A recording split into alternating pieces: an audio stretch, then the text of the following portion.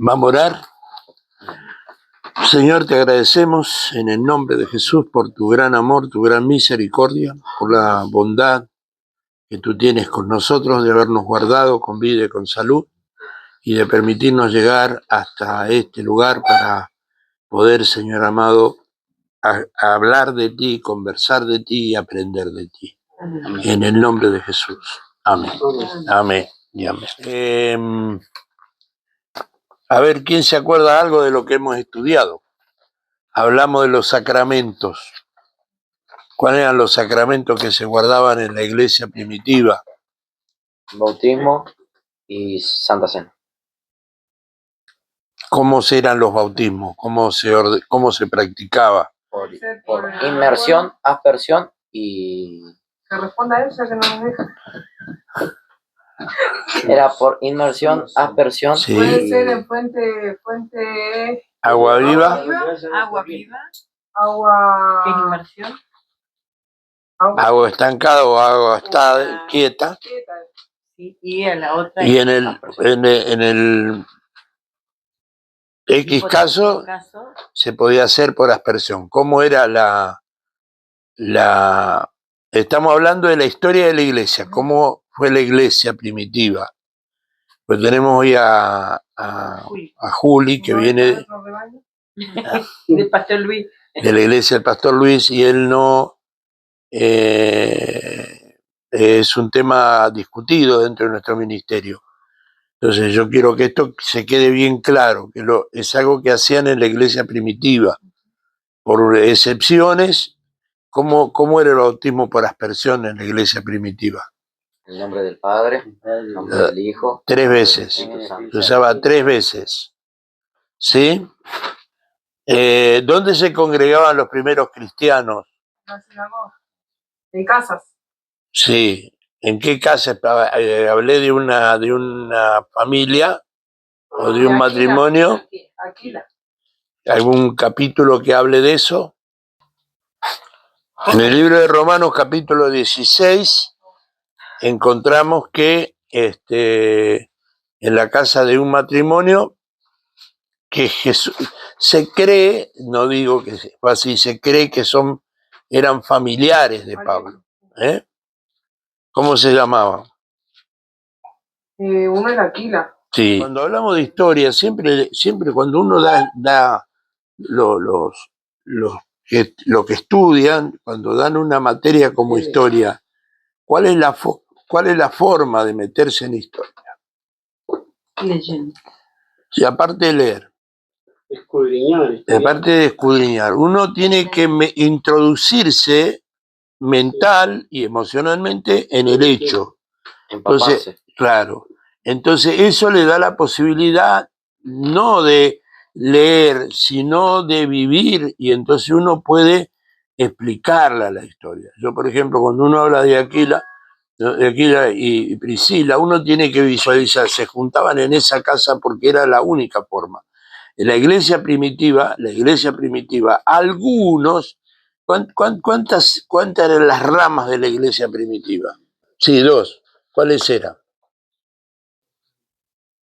¿No es la gentil y la judía? Sí, pero... No entiendo tu pregunta. Sí, son 2 ramas. ¿Dónde nacieron esas 2 ramas? Una en Antioquía, ¿no? Esa es la iglesia gentil. Y la otra era nacida en Jerusalén, que fue en el día de Pentecostés. Esto se lo agrego. Cuando nosotros hablamos de Sión, Sión es un monte de Jerusalén. En ese monte ocurrieron cosas. ¿Qué cosas sucedieron? ¿Fue el bautismo del Espíritu Santo? Una es esa. La otra fue algo de David. Algo de David. 3 cosas ocurrieron ahí. En otras lenguas. Ese es el bautismo del Espíritu Santo. En el monte Sión está el aposento alto. Hay otro acontecimiento histórico en el monte Sión. En el monte Sión está la tumba de David. Está de David. Y el tercero. Y hablamos de tres acontecimientos. Calvario lo crucificaron a Jesús, nada que ver. No. En ese lugar se sirvió la primera cena, o la cena del Señor, lo que nosotros llamamos la cena del Señor, una Pascua. En el tercer siglo recién se empieza a construir templos. Los cristianos empiezan a construir templos, después del tercer siglo, también lo dije. ¿Por qué después del tercer siglo? ¿Qué pasó en el concilio? El Constantino abre, ¿no es cierto?, la oportunidad para que los cristianos se congreguen. El concilio de Nicea, pues, ¿no? Sí, después, ahí comienza el concilio de Nicea, pero los templos, los primeros cristianos antes del concilio de Nicea empiezan a construir lugares específicos. Las dos iglesias, Antioquía y Jerusalén, entran en qué? Hay un... ¿Cuál era el conflicto? La crucifixión. La circuncisión. La circuncisión. ¿Dónde arreglan ese conflicto? En el concilio de Jerusalén. En el concilio de Jerusalén. ¿Dónde está la escritura del concilio de Jerusalén? Hechos 15. Hechos 15. En el concilio de Jerusalén arreglan el conflicto, pero en el concilio de Jerusalén, ¿cómo encontramos en el concilio de Jerusalén? Hechos 15. No hace falta que yo les diga y yo contarles lo que pasa. Está escrito en Hechos 15. Entonces falta conocer, pero no ahora. Eso tienen que haberlo estudiado antes en la casa. Los fariseos que se habían convertido le decían a los gentiles que se tienen que circuncidar, porque si no, no puede ser. El problema entre Pedro y Pablo, que uno se circuncidaba y Pedro iba y le decía, córtenle, y el otro, ¿por qué los judíos y eso? No era exactamente así, pero bueno, algo así. Pero ¿qué es lo que nos pareció bien a nosotros y al Espíritu Santo? ¿Qué? Termina diciendo en el concilio de Jerusalén, nos pareció bien a nosotros. ¿Qué significa concilio? Se juntaron los apóstoles, mandaron a buscar a Pablo y a Bernabé, que eran los apóstoles de los gentiles. Entonces había un conflicto. ¿Por qué? Porque los judíos decían que los gentiles que habían aceptado a Jesús tenían que circuncidarse, porque supuestamente como había nacido la iglesia en Jerusalén, ellos decían, y durante mucho tiempo hubo un gran mover para que todo saliera de Jerusalén, el orden, todo. Tal es así que pasó 14 años, el tiempo en que Pablo, escúchenlo, les va a servir, esto es parte de la historia, pasó 14 años hasta que Pablo fue a Jerusalén después de haberse convertido a darle la mano a los padres, a los apóstoles, los mayores. Entre ellos estaba Santiago, que era hermano de Jesús. Ahora, el conflicto era que los judíos decían, nosotros conocimos, el Espíritu Santo vino y nosotros guardábamos la ley. Porque el Pentecostés era una fiesta, no era una fiesta gentil, que era una fiesta judía. El día de Pentecostés fue una fiesta judía, en una fiesta judía el Espíritu Santo descendió. Entonces ellos consideraban que todos tenían que seguir guardando los ritos y las costumbres. Lo que pasa con los hermanos israelitas del Nuevo Pacto, que guardan los ritos, los adventistas guardan el sábado, entonces ellos consideraban que tenían que hacer lo mismo. Entonces, ¿cuál es? Ahí se arma una batucada ahí. Entonces viene Pablo y Bernabé y defienden el principio de la gracia, ¿no? Eran salvos por la gracia. Entonces, los apóstoles, después de largos días de charla, de diálogo, deciden y terminan escribiendo, nos pareció bien a nosotros y al Espíritu Santo que los gentiles no se los moleste con las leyes. A Moisés lo tuvimos siempre. Terminan diciendo, ahora, ¿cuál es lo que le dice? Lo que pedimos a los gentiles es que se abstengan, que es lo que dijo Gaby, de ídolo, que se abstengan de fornicación y que se abstengan de sangre de ahogado, que es lo que yo les dije el otro día. Los cristianos no podemos comer ni morcilla, aunque a mí me encanta, ni sangre de animal ahogado. Cuando mata tiene que desangrarlo. Es lo único que se le pide a los cristianos. Amén. Sí, pero esa de la morcilla hoy no queda invalidada cuando dice de lo que te sirvan, come. Sí, si querés tomarlo así mero. Estoy hablando de cristianos, de iglesia. Claro, sí, por eso, pero los hábitos. Nosotros no tenemos nada que ver con los hábitos. Los hábitos los practican los católicos. Vos populi, vos dei. Los católicos, lo que les queda bien a ellos para juntar gente, está bien. Entonces, nosotros no tenemos nada que ver con los hábitos de la gente. Yo, Carlos Ramírez, cada uno es libre de comer lo que bien le parezca. El chancho no deberíamos comer. No dice nada del chancho. No, eso es ley, hijo. Eso está dentro de las leyes mosaicas. Nosotros no tenemos nada que ver con la ley mosaica.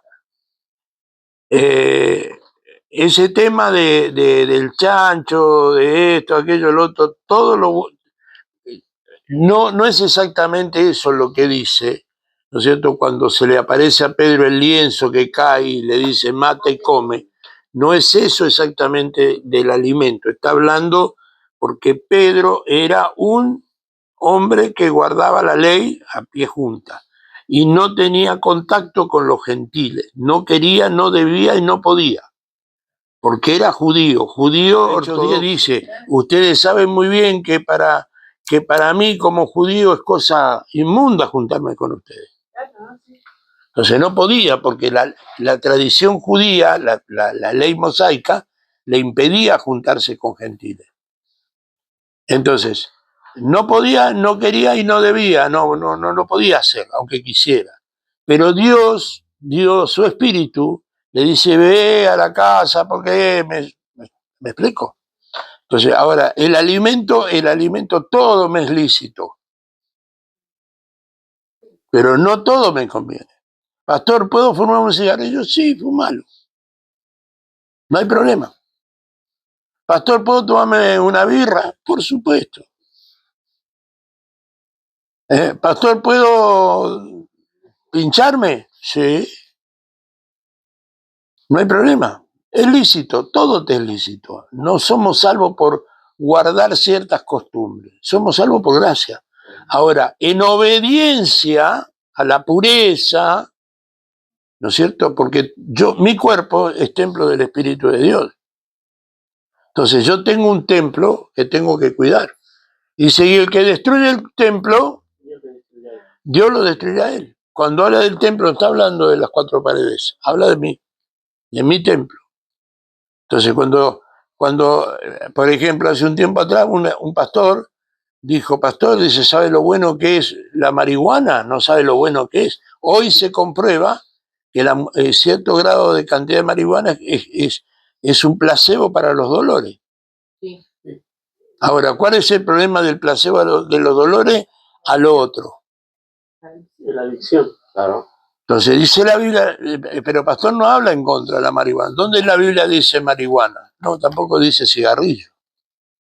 Pero dice los viciosos. Claro, porque yo escuchaba a un pastor una vez que le preguntaran si era pecado ir a bailar. Dice, no es pecado ir a revolear las patas, decía el pastor. No, las consecuencias de eso. Hay un libro que yo se las recomiendo. Cuando tengan la oportunidad de comprarlo, cómprenlo. Se llama En sus pasos. Cómprenlo. Inviertan ese dinero. Eso es invertir en el que no tenga espada, venda su capa y compre una espada. Que está hablando de esto. Pero compren ese libro. Es un libro que les va a abrir el panorama. Pastor, ¿puedo hacer esto? Y sí, podés, ¿cómo que no? ¿Está mal ir a bailar? No. ¿Por qué? Te divertís, haces ejercicio, te reís, lo disfrutás. Ahora pensá, ¿Vos te imaginás a Jesús bailando el rock and roll? Sí, iba a decir. Pastor, ¿puedo pelear? Sí, tirá los músculos, ¿sabés qué bien? ¿Te imaginas? Pero ¿te imaginas que Jesús en medio de la piñadera? Jesús, pastor, ¿puedo andar con una mujer y con otra? Claro que podés. Poder, todos podemos. Y todos podemos hacerlo. Ahora, cuando hablamos de eso, hablamos de fornicación. ¿Te imaginas Jesús fornicando? Igual es como que en ese sentido de decir contradictorio, pues decir, te imaginas a Jesús peleando, pero obviamente él no estaba peleando, pero estaba golpeando a los mercaderes que estaban en la casa de Dios. Pero había una razón. No, sí, ya sé, la razón era que él decía, ¿cómo hacen en la casa de mi padre un comercio? Pero Cueva de ladrones. en ese sentido creo que es medio contradictorio. Si lo querés mirar así, sí. Ahora, ese libro es histórico, es un libro tiene muchos años. Yo lo estudié cuando tenía 16 años, 17 años. Mi pastora me obligó a estudiarlo, me obligó a leerlo. Lee este libro, porque yo era bueno para un montón de cosas. Me congregaba, pero tenía una serie de adicciones. Algunas se veían y otras no. Entonces yo buscaba la excusa, le preguntaba, ¿puedo hacer esto, pastora? Sí. A mí me gustaba mucho bailar, por ejemplo. Yo el sábado terminaba el culto, me iba a bailar. Cuando lo conocí a Néstor, le gustaba bailar. Entonces, ¿puedo ir a bailar? Sí, claro que puedo. ¿Cómo? Pero ¿y no hay problema? No, hijo, vaya, quiere ir, vaya. Y una vez una hermana, Angelita, le dijo, ¿pero por qué lo deja, pastora? Y si no lo dejo, ¿usted cree que no va a ir igual? Va a ir lo mismo. Entonces yo le digo no, y en vez de ir a bailar acá en el barrio, se va a ir a bailar a Carupá, a San Fernando, donde no lo vea. Es como los jóvenes, le prohíben algo y... Exactamente, y yo era joven en ese momento. Es que siempre es más lindo lo prohibido. Entonces, me dijo, pero vos imaginate a Jesús bailando. Si vos ves, en ese tiempo se bailaba cumbia, se bailaba twist. ¿No? ¿Vos te imaginás a Jesús bailando twist? No, bueno, entonces ¿por qué vos vas? Si él no va a entrar con vos, no entres. Entonces, después del tercer siglo empiezan a haber templos. Hasta el tercer siglo se juntaban en las casas y en las plazas. 2 lugares. Esos eran los lugares donde se reunían. En las casas, en casa de familia y en las plazas. Los sacramentos entonces eran la cena del Señor. Este es un tema que quiero porque alguien preguntó.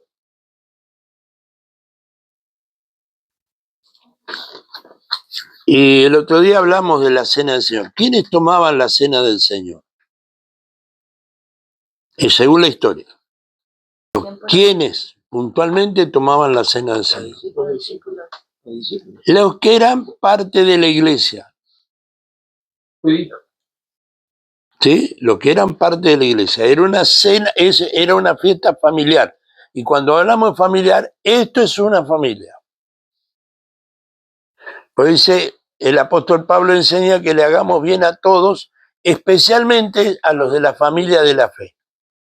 Esto es una familia. Nosotros hoy hemos alivianado la carga, porque los sacramentos de la cena del Señor lo daban los obispos, autoridades máximas. Ellos repartían y daban el sacramento de la cena del Señor.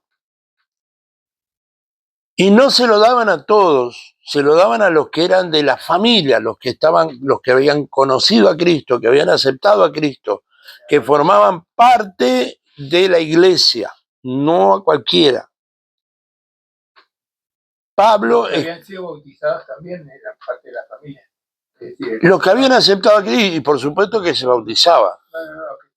el Espíritu Santo bautizó los 200. El 120, por supuesto, estaban todos dentro. Ellos eran parte de la... Claro, pero estamos hablando de la iglesia, no de la primera iglesia. Estamos hablando de la iglesia después del bautismo de Espíritu Santo. Los que eran parte de... Por eso el apóstol Pablo escribe, no hay en vosotros comida, y ¿por qué no beben en su casa, comen en su casa? El que come y bebe indignamente del cuerpo y de la sangre de Cristo, juicio come para sí. Vamos a empezar a tomar un poquito de cuidado en eso, hermano, porque creo que nos estamos equivocando un poco. Vamos a empezar a explicar que los que pueden tomar la cena del Señor son los que son parte de una iglesia, sea de esta o de cualquier otra. Los que hayan aceptado al Señor. Los que hayan aceptado a Cristo. Y si no aceptaron a Cristo y quieren tomar la cena del Señor, quieren participar la cena del Señor, para eso tienen que estar los hermanos mayores, para acercarse y decirle, vos querés servirte la cena del Señor, que es una bendición, tenés que aceptar a Jesús. No el pastor, no la pastora. Entonces, a partir de ahora, hermano, pastores, no está el pastor Daniel, la pastora Marta, pastores y hermanos, y si fuera posible, los que sirvan los sacramentos, no tiene que ser cualquiera. Pastores, estamos viendo para que lo estamos invitando, para que formen parte, que venga Juanita, Pedrito, y para que se quede le damos, porque es algo sagrado, por eso se le llama sacramento. Los que servían eran obispos, o líderes, o clérigos, porque ese era uno de los nombres. Yo al otro día le dije esto. Sí, eso hay que tener mucho cuidado. Yo siempre pensé. Porque he visto que gente que pasa, no, vamos a empezar a tener un poco de cuidado con esto, porque no quisiera entrar en una herejía por quedar bien. Personas que cumplan con su responsabilidad como miembros de la iglesia, hemos la forma de cuidar esa situación, porque son sacramentos. Y el sacramento es eso exactamente, viene algo de sacro, de sagrado. Entonces, tienen que ser personas que guarden tengan un testimonio de cristiano. Y yo creo que los niños, para mí que no debiera, porque ellos no entienden todavía. ¿De qué? ¿Tomar la cena? De tomar o servir. No, explico. No, explico. Si hablamos de tomar la cena viene, el génesis de la cena viene de la Pascua. La primera vez, En Egipto.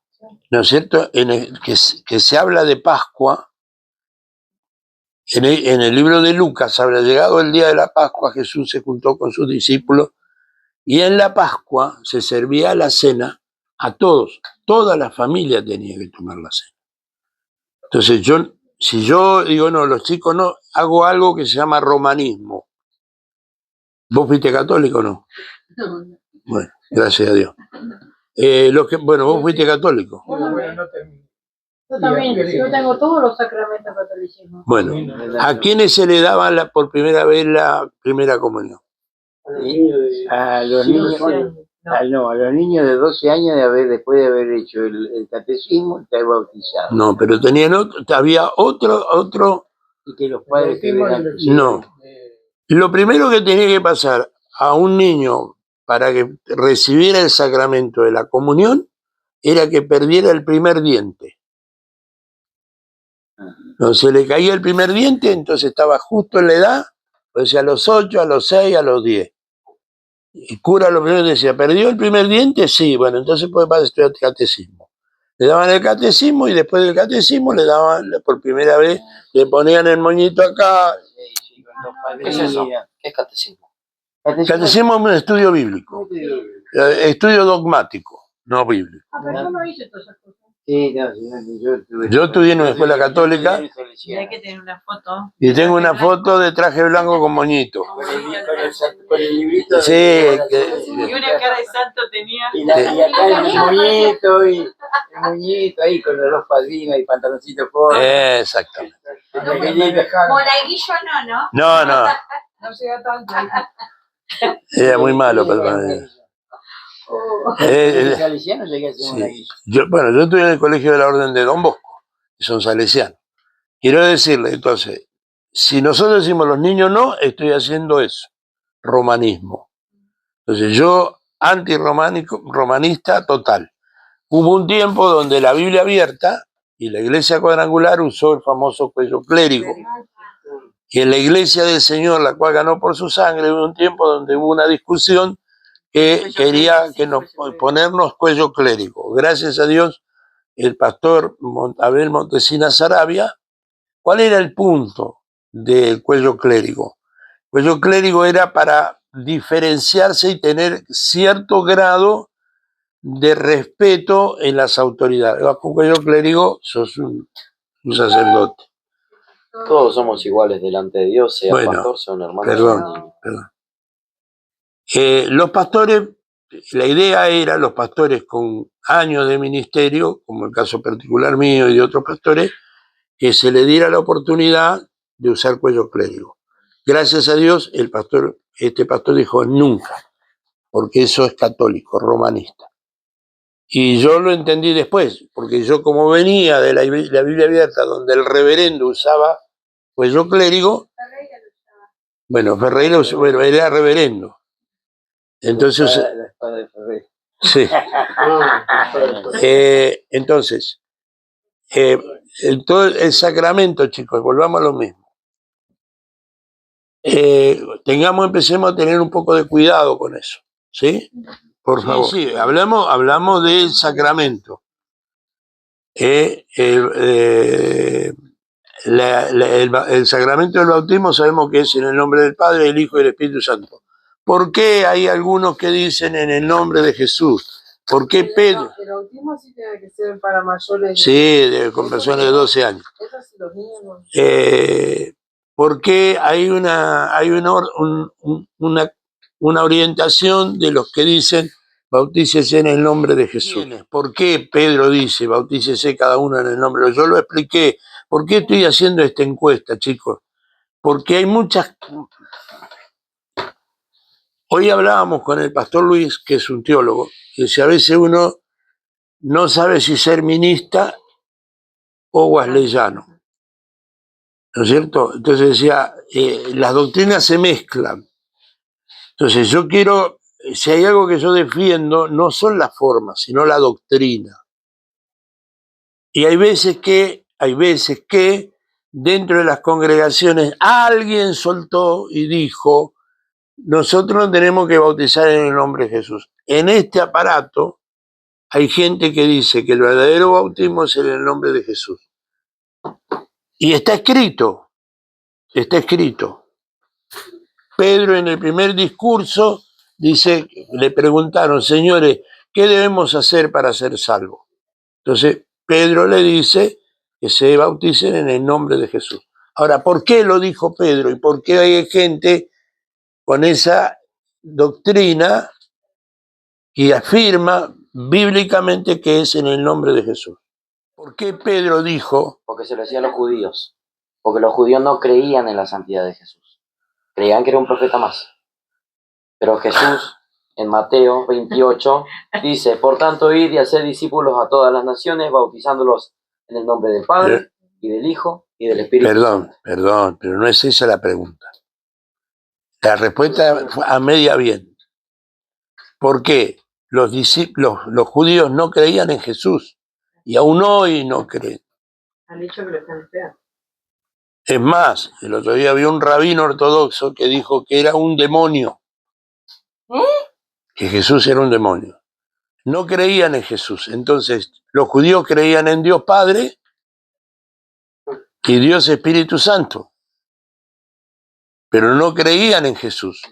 Cuando Jesús da el mandamiento, por favor, presten atención, cuando Jesús da el mandamiento de ir y bautizarlos en el nombre del Padre, del Hijo y del Espíritu Santo, era un mandamiento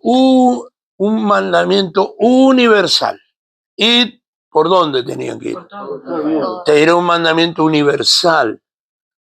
No era para los judíos, era un mensaje universal. id por todo el mundo y predicad el Evangelio. ¿Qué es el Evangelio? Buenas nuevas. Bautícense. ¿Qué quiere decir bautizar? Porque nosotros decimos lo metemos al agua y está todo listo. No. Bautizar significa renuncia, obediencia, sepultura. No te salva el bautismo. Lo único que el bautismo es una señal de salvos. No es que yo lo meto al agua y a partir de hoy sos salvo. No. El bautismo para gente que entiende y aceptó a Cristo como su Salvador personal. Y que en obediencia a la enseñanza se bautiza. Es una confesión pública de que sos un hombre salvo. Un hombre renovado. Pero hay algo que dice, ¿qué es lo que tenían que hacer para ser bautizados según la Escritura? Dar frutos de arrepentimiento. Yo puedo meter un montón de gente al agua, pero jamás dieron fruto. Yo escucho y veo, oh no, este año bautizamos 50, este año bautizamos 70. ¡Oh, qué bendición, qué iglesia creciente! ¿Cuáles son sus frutos? Si no tenés fruto de arrepentimiento, mamá que te mete boca abajo, boca arriba, cabeza para abajo, cabeza para arriba, es lo mismo, es un rito. Pero no estás cumpliendo lo que te... Cuando te bautizaste estás diciendo, yo hoy aquí, Carlos Ramírez, muero a mí. Y como Pablo dijo, ya no vive Carlos Ramírez, sino que Cristo vive en mí. A partir de ese momento hice un pacto. El sábado la pastora predicó de los pactos. Hice un pacto. Nunca más, Señor. Nunca más. No entra un pecado seco y sale un pecado. Claro. ¿Me explico? Entonces, necesitamos entender eso bien claro. Y eso es lo que tenemos que enseñar. Estamos estudiando esto, hermano. No es para que sepan más, sino para que se afirmen en la palabra. La gente va a decir, no, porque vos te bautizaste mal, te bautizaste en el nombre de Jesús. Y otros pentecostales dicen, no, porque a vos te bautizaron rociado. Entonces, mientras te bautices en el nombre del Padre, del Hijo y del Espíritu Santo, y hayas renunciado a tu vieja vida, la forma bautismal no importa, sí la fórmula y sí el propósito del bautismo. Porque dijeron, no, si no se bautiza se va al infierno, entonces permíteme decir que el que estaba al lado de Jesús, que no fue bautizado, y el Señor le dijo, hoy estarás conmigo. No dijo ninguna otra cosa, hoy estarás conmigo. Algunos hacen un círculo, pero dicen el paraíso, no dicen el cielo. Es otra historia, pero no vamos a entrar porque vamos a salir el día de mañana con eso. ¿Estamos? Entonces los sacramentos son importantes, hermano. El sacramento del bautismo y la cena del Señor, que es lo que hablamos. Hablamos de la predicación, también el estudio pasado. ¿Por qué estás repasando, pastor? Porque pasamos una semana sin estudiar. Hablaban solamente de los pergaminos que tenían en ese entonces. Exactamente. ¿Qué tenían para predicar? Dice, es más, cuando vayamos más profundo se van a dar cuenta porque les digo. Juan escribe diciendo, lo que hemos visto y lo que hemos oído, de eso hablamos. ¿Por qué? Porque no había logo. No existía. No estaba la Biblia. No había logo, no había escritura. Una de las razones, bueno, después más adelante aparece hoy, no sé cuánto tiempo ya pasamos, ya no he ido una hora. Pasó mucho tiempo que la iglesia entró en confusión, aún la primera iglesia entró en confusión, que lo vamos a ver en el próximo estudio, próxima clase. Y se armaron unas batucadas más o menos, y hubieron divisiones dentro de la iglesia, y una de las razones, una de las excusas que tiene la historia para eso, es que no tenían logo. Hablaban de lo que contaban. ¿No? Entonces lo que hemos visto y oído, de eso hablamos. No había no había escritos, no había nada escrito. Vamos.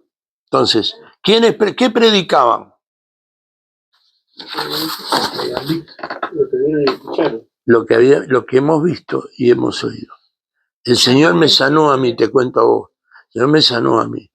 Casi todo testimonio, nada más que testimonio. Por eso habla de predicar no solo por la palabra, sino por testimonio. Nosotros tenemos una excusa teniendo todo lo que necesitamos para predicar. Todo está acá. Y tenemos... Lo que Jesús predicaba en el templo, que fue una sola vez, Sí, eran profetas antiguos. el libro de Isaías. Claro. Por eso ahí dice, y el Espíritu de Jehová está sobre mí. ¿Dónde está en Isaías 61? Claro, pues lo único que predicaban con pergamino eran los históricos. Claro, los sacerdotes, los maestros de los rabinos. El Nuevo Testamento aparece muchísimos años después. Y muchos de los libros del Nuevo Testamento eran resistidos. Los rechazados. Habían 2 libros que les nombré que fueron muy rechazados. Te los nombré. Sí. ¿Cuáles nombres? ¿No era Apocalipsis? Sí. Uno era Apocalipsis. ¿Y el otro ¿Cuál? Hechos? Hebreos. Hebreos. El libro de Hebreos era rechazado. Nosotros tenemos que respetar nuestro canon, ¿Y por qué eran rechazados? porque no eran entendidos. La razón de que Hebreo era rechazado en aquel tiempo, porque no tenía titular. Nadie había dicho el libro de Hebreo escrito por Juancito. ¿Quién escribió el libro de Hebreo? Muchos dicen que fue Bernabé, otros dicen que fue Pablo. Yo, No hay un Pero no hay Nadie escrito sabe. de que quién lo haya escrito. entonces, era una de las razones por las que era rechazado el libro de Hebreo. Por su simbología grotesca. Claro, por su simbología era rechazado. Pero era muy, muy difícil de entender. Hoy en día el libro de Apocalipsis es rechazado. Le tienen miedo. Le tienen miedo. Sí, es más, muchos dicen, no predico el Apocalipsis porque no lo entiendo. Y si hay un libro que tenemos que predicar, por ejemplo, como tiene muchísima simbología, entonces es muy difícil. O sea, si lo queremos traer a la mente natural, ¿cómo lo entendemos? El Apocalipsis tiene divisiones. ¿Cuántos conocen las divisiones del Apocalipsis? Nosotros tenemos divisiones en el Apocalipsis. Tenemos los primeros 3 capítulos. ¿No tiene nada que ver con antes y después del arrebatamiento o no? Sí, hay. Por eso hay divisiones. Tenemos los libros históricos o enseñanzas históricas del Apocalipsis hasta los 3 primeros capítulos. Está la adoración, la explicación, la enseñanza, la dirección a las iglesias. Del capítulo 4 termina el tiempo de la iglesia. Sí. Cuando el apóstol Juan, mirá dónde vamos, cuando el apóstol Juan escribe que ve, que le dicen, ven, sube acá, ¿a quién está representando el apóstol Juan? A la iglesia, ¿sí? En el capítulo 4 aparece la iglesia. En el capítulo 5 encontramos la adoración celestial. En el capítulo 6 comienza el tiempo de los grandes acontecimientos en el mundo. Comienzan las crisis, comienzan los jinetes del Apocalipsis. En el capítulo 7 encontramos los mártires y aparecen por primera vez los famosos 144.000. La iglesia ya no está. Nosotros a veces sufrimos y decimos, ¡ay, lo que me va a pasar! No, la iglesia no va a estar. Es una situación de fe, una actitud de fe. La iglesia no va a sufrir la gran tribulación. Muchos están pensando en pasar la gran tribulación. La Biblia dice en el capítulo 3, versículo 21, por cuanto ha guardado la palabra de mi paciencia, yo también te libraré de la ira que vendrá. Y toma la iglesia y se la lleva. Es antes de la tribulación y gran tribulación, ¿o no? ¿Cómo? Es antes de la tribulación, ¿no? Antes de la gran tribulación la iglesia desaparece. En el capítulo 4. En el capítulo 4 la iglesia, ven, sube acá. Pero está la tribulación y la gran tribulación. Todos en este momento estamos sufriendo tribulaciones. Son los juicios de parte de Dios sobre la tierra y los que se quedaron y sobre los que Claro. de la tierra. En el capítulo 6 empiezan los juicios, empieza Caballo Blanco, que muchos dicen que es Cristo y no es Cristo, sino es el anticristo, ¿no es cierto? Ahí está todo. Ahora, capítulo 7 ya empiezan los mártires, porque son los que se quedaron, los que fueron infieles y pagaron con su vida la salvación. Con vestiduras blancas. ¿Por qué pagaron? Las vestiduras las pagaron con su vida. Ya no está la iglesia. Ya no existe la iglesia ahí. Ya terminó la gracia. En el capítulo 19 aparece de vuelta la iglesia. Viniendo con Cristo a gobernar sobre él. No como novia, sino como esposa. Vamos a las bodas del Cordero. Allá disfrutamos los 7 años de la gran tribulación en la tierra. Y en el capítulo 19 aparece Cristo montado en un caballo blanco que viene a pelear contra el que te dije acá abajo. Y nosotros venimos con él. A Ahí defender es al donde pueblo pasa de, el Armagedón, ¿no? Claro, a defender al pueblo de Israel. así es. Y esto está a punto de pasar, chicos. Sí. Está todo dado para que pase. El Éufrates ya se secó. Se secó y hay muchos acontecimientos. A ver, chicos, a ver. Faltan 3 años y medio aproximadamente para la gran tribulación. Para la tribulación. ¿Quién dijo eso? No, corrientes teológicas. Dicen. ¿Cómo? Corrientes teológicas. Sí. Ah, corrientes teológicas. Pero no existe un tiempo, no existe. Ahora nadie lo sabe. dice. Nadie lo sabe. Es una suposición. Ah, Es una Es hipótesis. lo que nosotros le llamamos dogmas, tradiciones teológicas. Hay muchísimas corrientes teológicas. Por eso nosotros no nos vamos a... hay gente que le encanta hablar teológicamente. Yo no enseño teología, yo enseño practicidad. Sí. Hay una parte que dice que todo debe ser predicado en todo el mundo y hay un par de tribus, no muchas, pero hay un par que todavía no. Ni dialecto tienen. Es decir, no tienen. Puede ser. Yo no estoy muy de acuerdo, pero puede ser. Porque Lo plantearon así. algún son día... opiniones. Son opiniones. Algún día alguien me dijo, todo ojo le verá, y decimos, ¿cómo lo van a ver todo? Cuando es de día acá, allá es de noche, y nosotros, alguien hace mucho, exactamente, hace muchísimos años, cuando esto no existía, el internet no existía, y toda la tecnología que hoy existe, no existía, entonces es imposible. Hace 25, 30 años atrás... Yo hablaba con japonés. Claro, ¿quién hace 25, 30 años atrás decir que yo voy a hablar con Julia y la voy a estar viendo era una utopía? Hoy está. Hoy hablé con el pastor de Chile hablando Puede salir en vivo a cualquier lado del a mundo. cualquier parte del mundo. Sí, a la hora que sea. Entonces, ¿qué es lo que quiero decir? Bíblicamente no hay nadie en ningún lugar del mundo que no conozca el mensaje del Evangelio. Esto lo ha hecho conocer. Claro, yo en eso bueno, tengo una opinión diferente en el sentido de que dice evangelizado el mensaje del reino. Hay cosas diferentes de decir reino a decir palabra, porque el reino es diferente al evangelio de todo amor y paz. Amén. Ahora, partamos de esto. La primera parte del Evangelio que se debe predicar es el Evangelio de la gracia. ¿Qué quiere decir eso? Vos sos salva no porque aceptaste un rey, vos sos salva porque Dios tuvo misericordia y por fe fuimos salvos. La gracia. A partir de conocer, es que vos decidís ser parte de qué ciudadanía, del reino o vivir de la misericordia. Claro, hay algunos que dicen soy cristiano, pero viven Como si fueran mundanos. no, como que ¿cómo que se dice a las personas que no tienen el compromiso de vivir en el Sin reino? compromiso, sin Sí, no, obediencia. pero tiene otro nombre. No han tenido un encuentro personal con Dios. Ignorante. No sé si están así, pero en el sentido de que es la Son diferencia que vos decías Son cristiano, novia, pero viven como amantes. es la diferencia que vos decías cristiano o discípulo. Exactamente. A eso me refiero. ¿Creyente o discípulo? Creyente o discípulo. Una cosa es ser creyente, todos creen. Ahora, ¿a quién?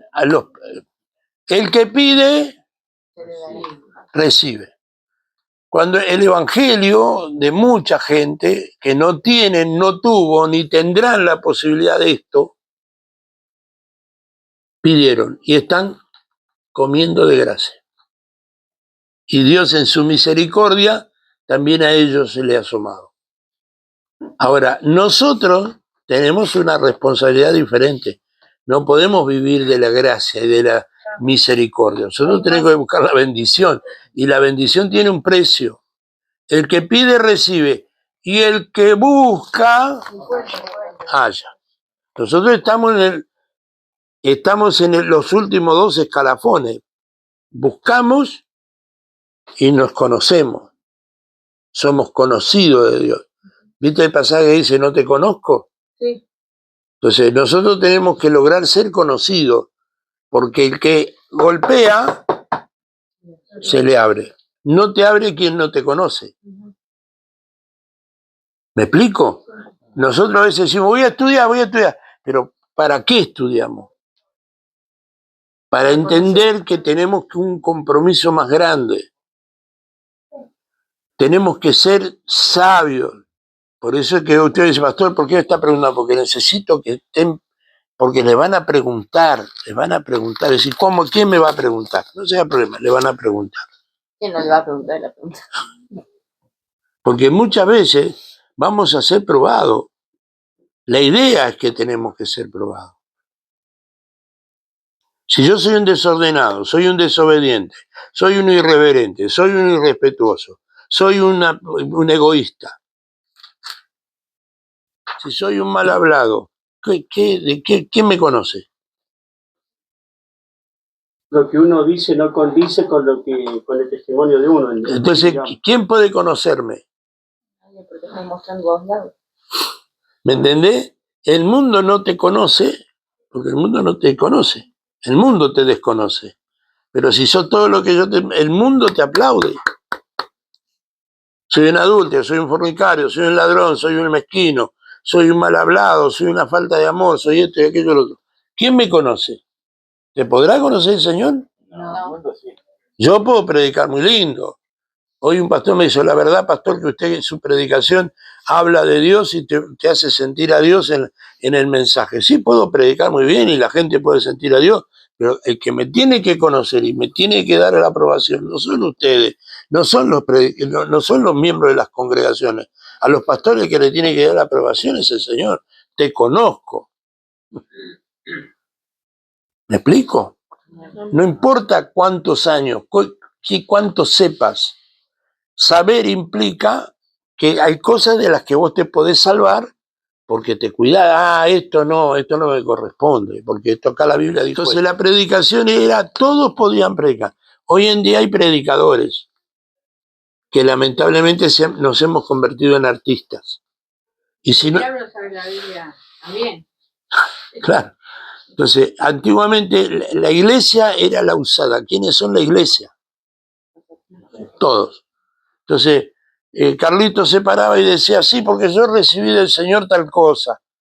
Y disertaba Carlito y el pastor Nicolás decía, sí, yo también recibí. Y resulta que la predicación era un conjunto de mensajes que se unían en el espíritu, porque el espíritu daba testimonio que lo que decía Carlito congeniaba con lo que decía Nicolás y lo que decía Sandro. Entonces, el mensaje era predicado por todos. ¿Me explico? No había un orden, el predicador, la coordinadora, no, antiguamente no había eso. Y el obispo o el presbítero era el que daba la cena del Señor y el que bautizaba. No cualquiera bautizaba. Amén. Amén. Los cargos principales de el grupo de... También lo dije, pastor, otra vez está repitiendo, por lo que veo hace falta que se lo diga otra vez porque no me he hecho explicar bien. Segunda de Timoteo capítulo 2 versículo 1. Tú pues, hijo mío, esfuérzate en la gracia que es en Cristo Jesús. Lo que has oído de mí ante muchos testigos, esto encarga a hombres fieles que sean idóneos para enseñar también a otros. 3 cosas. Hombres fieles, esfuerzo. Hombres fieles, idóneos, pero tenían que hacer algo con esa idoneidad. Tenían que enseñar. No podían ser parásitos, en otra palabra. Porque hay gente que sabe. Vos le preguntás y te discuten. Yo soy catalogista, yo soy no sé qué, y el otro no sé cuánto. Pero no tienen un discípulo. Nadie lo sigue. Que algunos hablan de liderazgo. Y un líder hay una sola forma de saber quién es líder. Una sola. El testimonio. Aparte. ¿Sos líder? Ajá. En la iglesia soy el diácono. En la iglesia soy el tesorero. En la iglesia soy el no sé qué. Un líder no se conoce ni porque es diácono, porque es un cargo. Sos una persona que tenés capacidad para juntar plata, para guardar la plata y para escribir. Ser líder es fácil. Un líder mira para atrás y un montón de gente lo sigue. Simple. Mirá qué líder. A este chico es un líder. Lo sigue, mirá. Él habla y la gente lo escucha. Él habla y la gente hace. Él predica y la gente hace lo que él predica. Es un líder. Ni siquiera es lo necesario nombrarlo líder. El líder es una persona que da testimonio con su vida. Con su vida. El líder no dice hagamos, hagan. Hagamos, van juntos con el que ordena. Por eso Pablo dice, lo que he oído de mí lo que has oído, lo que has aprendido de mí ante muchos testigos. Él era líder porque había un testimonio y le enseñaba lo que aprendiste. No te estoy diciendo que tenés que hacer lo que hace Pedro ni lo que hace Tito, no, lo que aprendiste de mí. ¿Me entienden, hermano, lo que estamos hablando? Entonces, ¿quiénes eran los que... Yo soy el primero que hay que trabajar, yo soy el primero. Hay que ofrendar, yo soy el primero. Hay que diezmar, yo soy el primero. Hay que salir a la calle a predicar, yo soy el primero. Ese es un líder. Da testimonio con su hecho. Exactamente. Pero si yo digo soy un líder, no soy el primero en ofrendar, no soy el primero en trabajar, no soy el primero en diezmar, no soy el primero en predicar, no soy el primero en orar por los enfermos, no soy el primero en decir voy a visitar a un enfermo, voy a ir a llevarle una palabra a la enferma. ¿Qué líder somos? Pastor, ninguno somos líderes. ¿Eh? Ninguno somos líderes. Pero es que, hermanos, es que justamente estos estudios para despertarnos a hacer cosas. Esto es una situación, creo, estoy convencido de que estamos en un tiempo muy, muy bisagra. Yo lo prediqué en Chile y dije, en Argentina hemos perdido la visión. Los pastores tuvieron. Argentina tuvo los púlpitos más poderosos y más grandes de América. Anacondia, Freyson, Dante Gebel, Toto y Mitian, músicos, hombres, ministros terribles. ¿Pero qué pasó? Yo soy el predicador, yo soy el evangelista, yo soy el profeta, yo soy el maestro. Y nos olvidamos de ser siervos. Y Argentina está ¿Usted se cree que lo que está pasando en Argentina es porque sí no va? La iglesia está dormida. Todavía tiene misericordia. Y ha tenido misericordia, pero acuérdese, pastora, esto es solamente lo que hemos visto en Venezuela, es solamente principio de dolor. Y Argentina es uno de los países más idólatras de América, junto con Brasil, Paraguay. Nosotros tenemos tanta idolatría, Gauchito Gil, el San Seferino, la difunta Correa. Santa Luján. México tiene uno de Mira, los... hoy por hoy hemos empezado México celebra San adaptado la parte Muerte. de la San la Muerte, hasta acá yo tengo Ya llegó San la Muerte también. Tienen No, norte, pero más yo que digo nada la de fiesta de los Argentina. muertos. Sí, entonces, ¿quiénes eran los cabezas de la primera iglesia? Se eligieron dos tipos de personas. ¿Quiénes eran? Hubieron dos cargos preponderantes en la iglesia primitiva. Los primeros fueron los obispos y los diáconos. La palabra obispo quiere decir cuidador o guardador. Eran los que guardaban el rebaño. Y los diáconos y ancianos eran tres los cargos: anciano, diácono y obispo. Los ancianos es lo que nosotros llamamos hoy pastores. Pedro se presenta a sí mismo, yo también siendo anciano, y habla de las coronas, de la corona que está preparada para los pastores. Y los diáconos. ¿Quién eran los diáconos? Hoy ser un diácono, ya algunos nos creemos que somos los dueños de la iglesia. Los diáconos eran los que cuidaban, los porteros, los que atendían la parte. La palabra diaconeo o diaconeo era servidor. Era el que servía las mesas de la... Exactamente, era servidor. La palabra diácono viene de la palabra diaconeo. Diaconeo es servidor, servicio.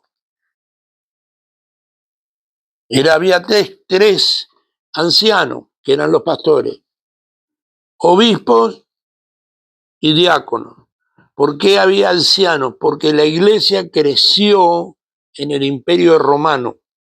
¿Se acuerda que al principio de todo este tema hablamos de que la iglesia sufre una persecución muy grande y se dispersa por todos lados? El Hechos de los Apóstoles capítulo 8, encontramos, ¿no es cierto?, que los que fueron esparcidos predicaron por todos lados la palabra. Se esparcieron.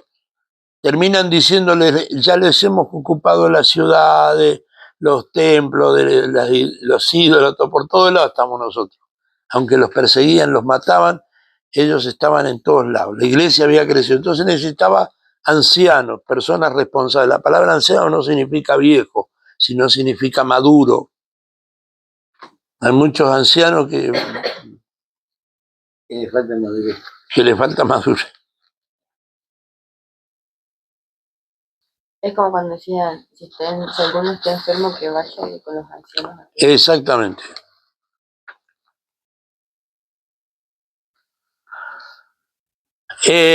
Antiguamente existieron, hoy siguen existiendo los famosos escritos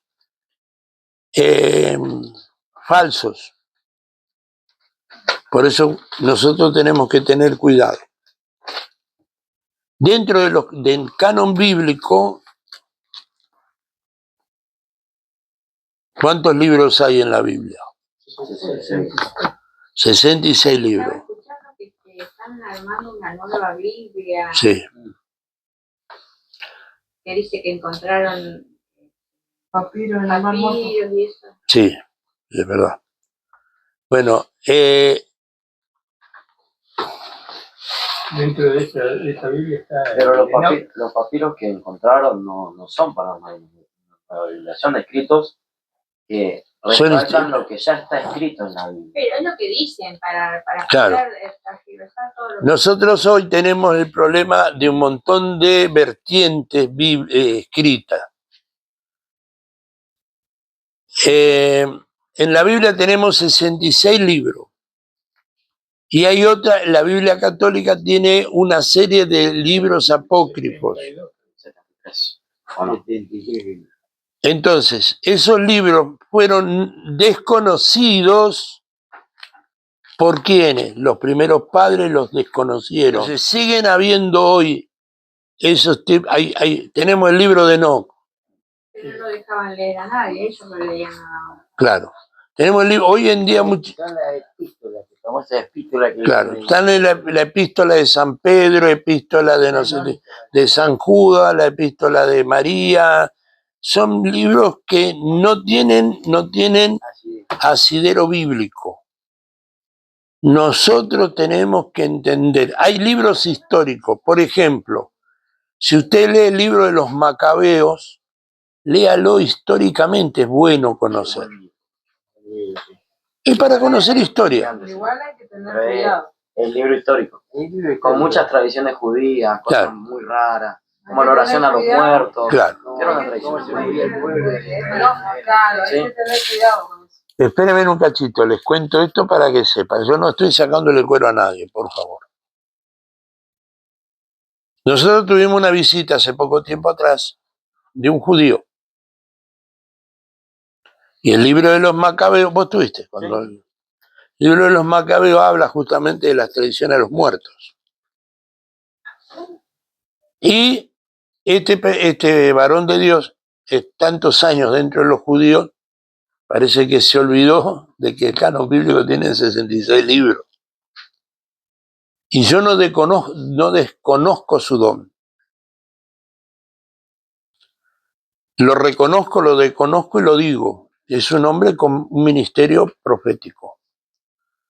Ahora, ¿qué pasó con él? Se confundió con las tradiciones judías. Y en un hogar hizo y dijo algo que pudo haber traído serios problemas. Yo tuve que decir, hermano, esta es una costumbre judía, una tradición judía. No tiene nada que ver con nosotros. Es una tradición judía. ¿Está mal? Para nosotros sí. Porque los muertos no quedan dando vueltas en la casa de nadie. Los muertos no restan. Los muertos terminan su historia y ya van a un lugar donde seguramente si guardaron su vida, van a un lugar, no andan penando como nosotros, como ellos dicen. Por ejemplo, los rabinos judíos dicen que si vos querés una buena economía, vayas al lintel de tu puerta y pongas una línea de sal. Eso no era para alejar demonios, supuestamente. Entonces con eso corremos la miseria. Es una tradición judía. ¿Tiene algo que ver con nosotros? No. Entonces, el libro de Enoc y, por ejemplo, está el Apocalipsis de Pedro. Está en esos escritos que uno de ellos es el Apocalipsis de Pedro. ¿Tiene algo que ver con nosotros? No. No está reconocido. Entonces, respetemos. Una vez se lo dije a un pastor que muchos conocieron, que se llama Abel Torres. Abel Torres vino a judaizar a la iglesia. Yo lo conocí como pastor bautista. Se fue a la iglesia, claro, se fue a la iglesia de los israelitas del Nuevo Pacto y se trastornó, no sé si se trastornó, no sé, porque yo hablé con los pastores de la iglesia israelita del Nuevo Pacto y dice, nosotros no tenemos nada que ver con Abel Torres. Y se metió acá y habló y empezó a hablar lo que dijo Ricardo. Pues no creo que lo haya aprendido de ahí. No estaba él ahí. Un día me aparecieron acá y dijo, uno de los chicos dijo, pastor, ¿nosotros podemos comer cerdo? Y digo, ¿y esto? Sí, hermano. ¿Y por qué no habla por qué no habla de los libros que aparecieron en el Mar Muerto? Porque son los rollos que ¿quién lo dijo? La pastora Julia. Yo la pago. ¿Y por qué esto? Y entonces digo, ¿de dónde sacaron eso ustedes? Yo en ese momento no tenía la comodidad que hoy tengo de tener un baño para bañarme. Tenía que ir a bañarme a la casa de una hermana o de un pastor. Entonces digo, no, porque nosotros nos juntamos en la casa de no sé quién y hacemos hamburguesa y comemos con hamburguesa, y él nos empezó a enseñar. Y es lo primero que yo le había dicho, no me vengas a querer judaizar la iglesia porque se te va a podrir. Entonces, por supuesto que ese fue el último día porque después el día vino, le digo, mira, vos a mi casa querés venir a tomar mate, tomo mate, charlamos, pero púlpito conmigo nunca más. Entonces le digo, si ustedes quieren ser judíos, el pastor Daniel se acordaba el otro día, pasen de una en fondo y los voy a circuncidar. No queda ninguno. Ninguno quiso ser judío. Porque el judío, para ser judío, para decir que es judío, se tiene que circuncidar. Nosotros podemos, el caso de los Ramírez, tenemos herencia judía, pero no somos judíos. Porque si decimos que somos judíos, estamos negando, los judíos practicantes niegan que Cristo sea el Mesías. Es de cierto eso que dice, que lo niegan porque no quieren reconocer que ellos lo mataron. Entonces nosotros tenemos que tener claro quiénes somos, qué queremos y a dónde vamos y en qué creemos. Yo creo en esto. Amén. ¿Usted? Amén. Estamos de acuerdo entonces. Entonces, no hay otra cosa. Por eso creo que con el tema de los macabeos, tenés que tener bien los pies en esto. Porque hay muchas personas que lo leen como un libro histórico, se olvidan que lo leen como un libro histórico y se... Claro, hay que tener cuidado quién lo lee y cómo lo lees. Por eso yo vuelvo a decir lo mismo. Yo soy celoso. Yo creo que somos afortunados de que en nuestra historia haya habido un hombre como el hermano Martín Lutero, que se rebeló ante toda esa circo romano e hizo el protestantismo tal cual lo conocemos y con el canon que tal cual como conocemos y el canon que tenían los judíos antes. Entonces, pero nosotros no somos judíos. Somos de una extracción de... El cristianismo nació en el judaísmo. Pero las prácticas judías son para los judíos. Es más, ¿sabe quiénes van a pasar la gran tribulación? Está claro, ¿no? ¿Por qué? Por eso viene Cristo a pelear por eso. Por eso dice que todo ojo lo verá, pero no está hablando de nosotros, lo vamos a ver porque van a ir con él. Pero los judíos lo van a ver y va a decir, aún los que lo traspasaron, los que lo truequearon. ¿Quiénes lo truequearon? Los judíos. A Jesús o a Barrabás. A Jesús crucifíquenlo y a Barrabás suéltenlo. Lo truequearon, lo cambiaron. ¿Me explico, hermano? Aparte dice, todo aquel que nadie crea, y como ellos no creen que Jesús vino, no van a ser salvos. Muchas de las doctrinas judaicas son, voy a decir una burrada, son hasta demoníacas.